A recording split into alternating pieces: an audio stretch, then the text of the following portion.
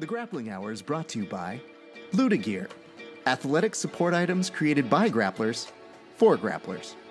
Fire Grub Meal Prep done right.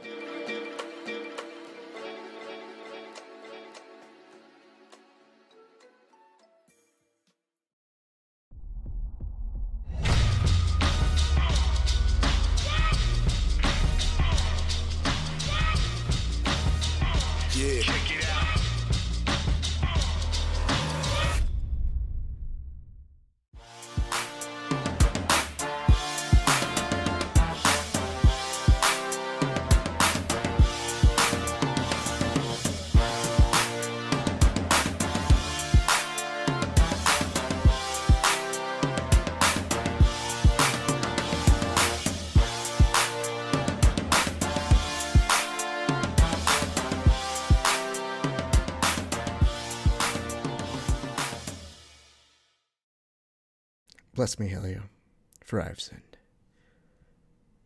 Hi, everybody. At this point, you should probably know who I am. My name is Rav Esparza. I am your friendly neighborhood talk show podcaster. So one of the nice things that we often do on Verbal Tap is we cover so many different events and we talk about so many other people that I thought I would do a little bit differently on the Grappling Hour is, unlike some other hosts, I won't say who, or some other MMA hosts, a lot of them don't train. And I've been very fortunate over the years to, when I am training, and I have mentioned things on the podcast about said training, so many of you guys send in great notes and encouragement or videos, and you guys have really taken a liking to knowing the ins and outs of the things that I do when I'm training. So I thought, with this new show, we're creating content every day. I thought it might be kind of cool to describe some of the things that I do or some of the struggles that I go through when I'm training, because I feel a lot of the things I go through are very similar to the things that so many of you write in or message me or shoot me notes about via memes or stuff of that like. So anyway, here's a broad spectrum. So I've been training grappling. I started back in 2009. And before then, I had always had an interest in it based off of pro wrestling and as well as always being fairly durable, I guess you could say. Whenever one of my friends and I would either be wrestling or grappling, for whatever reason, I wasn't necessarily great at it, but people seemed to think, oh man, Raph actually can hang in the fight for a little while. So that always gave way to something very interesting. Was when I really got into the UFC about 2004, 2005, I really, really wanted to train. And at the time I was doing school out in Illinois, and I didn't see any gyms that were close to me in a place called Bloomington Normal, Illinois. So I decided when I was going to go to grad school, which was in Western Kentucky, in a place called Bowling Green, I thought I would try and find a place out there. Granted, at those times, they weren't as popular to have a ton of places. I knew they existed, but I didn't have a car to get to them, and it was always really difficult. So by the time I ended up getting a pretty good job, by the time I got back to LA, I said, you know what? Now it's time that I've got a good job. I'm going to start to train. So I would start to train, and I really liked doing it. I picked up a place called 10th Planet. Maybe you guys have heard of it. And I went to 10th Planet out here in Burbank. And it was fun. I was really overwhelmed with the amount of work I was doing at the time. I was working as a page and kind of paying my dues over at NBC. But I didn't really just take a trial class. I paid to be somebody who was going to just continue to show up. So I was paying monthly and I would show up off and on. And I really did love it. I wasn't in love with the warm-ups. I'll be very honest about that. I think that was mostly because I was out of shape, and I saw that a lot of the guys were doing cartwheels. And I always thought to myself, listen, I didn't do cartwheels when I was a child. I'm not about to do them now that I'm a full-grown fat adult. So I did that. I did enjoy it. And unfortunately, it was around that time that my own mother was starting to pass. And her health was deteriorating to the point where I said I can't in good conscience really get out to go train just to be selfish. So I would put it off and on. And for years, I had just told people, I was like, I really wanted to go back, and, things kept me from always being there. So as a result of that, I hung out more with my dad, and I tried to spend quality time. At that time, my wife, now, who was then my girlfriend, she had just moved out to LA, and I couldn't quite make the argument that I should go back. So at around 2012, I decided to fully recommit myself to grappling. And I basically tried out every gym in the Valley. And I want to say this is actually late 2011.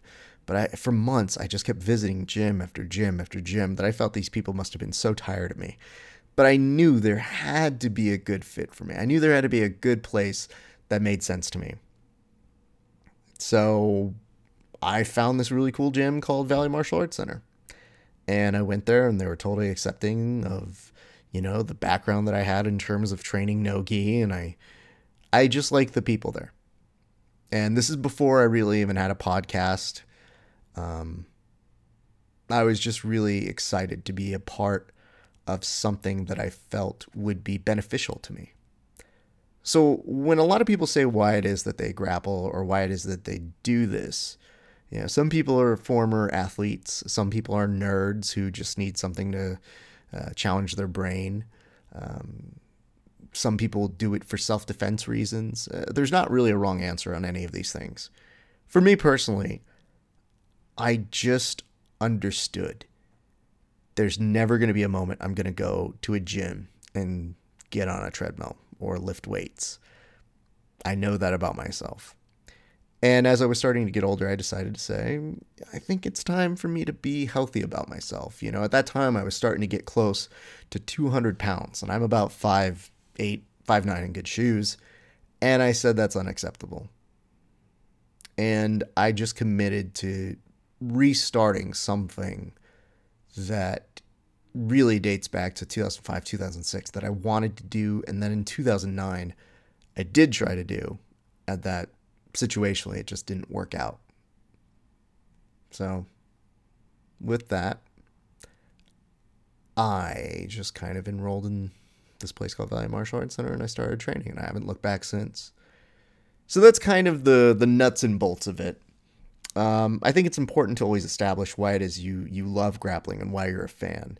So one of my favorite things that I like to ask people, and you'll hear me ask it often, especially on these bonus content issue things, is when did you fall in love with grappling?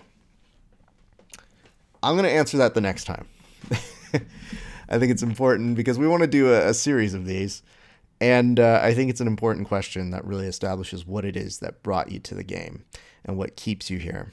And I think it's the connecting thread that makes so many of us endure the injuries, put up with the ridiculous amount of time we spend on the mats just to get incrementally better in small tenths of percentages. But for me, I think it's important that you guys know I don't just host this show because it's just something that's a fun hobby.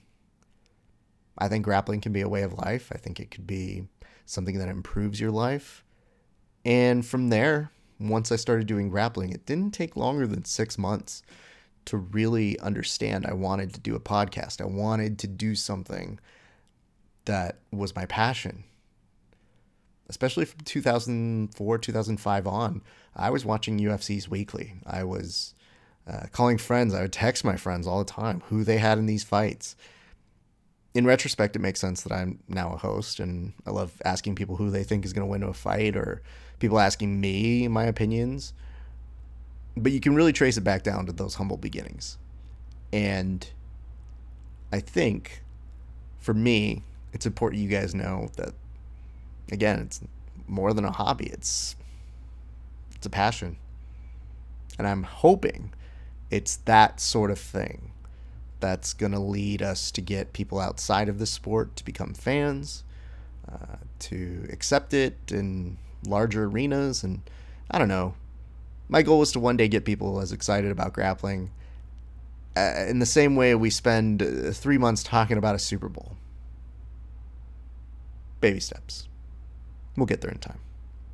Anyway, that's kind of the beginning of my story. Over the next few months or so, I'm going to stretch you guys on out through little moments and parts that I like about what it is that I do in grappling. I'm going to tell you the very honest struggles I have in my game, because I think that's what makes us human. I think going through the suck of it all is the thing that really keeps us coming back. So anyway, thank you guys for listening today. This was, I think, the first installment of what we're dubbing here at the Grappling Hour as Sunday Confessional. I used to be a Catholic. I don't know. If you're a cafeteria Catholic, does it count if you just kind of pick and choose when you're a Catholic? I don't know. Maybe I'm Catholic on the holidays. I'm Mexican, so you don't really get a choice in this sort of a thing. Long story short is, I thought it would be a good way every Sunday to share a little bit about what I'm training, a little bit about my history, and a little bit about the journey that I take on my own journey. And hopefully, it's something similar that you guys are doing. All right, if you're not following us, do us a solid. Go visit the Grappling Hour. Go, on Instagram, on Twitter, on YouTube. Please subscribe to us on there. If you're also so interested, go support us on our Patreon page. You can find that as well, Grappling Hour. We basically really want to get your guys' support. When you support us here, you get premium content like this. You're going to get premium interviews that I still haven't even released. We've got a verbal tap vault full of, 6-7 years worth of material. Some things that have never seen the light of day may actually now see the light of day thanks to viewers and listeners like you. As always, my deepest thanks to Fire Grub Meal Prep Plan and Luda Gear. It's important for me that we got good sponsors, and man, do we have 2 fucking amazing ones right off the back. So I'd like to say thank you to them for paying the bills and making it so that I eat well and that I'm actually protected when I'm training well. That'll do it for this week. It's been a great day for grappling. Have a good one.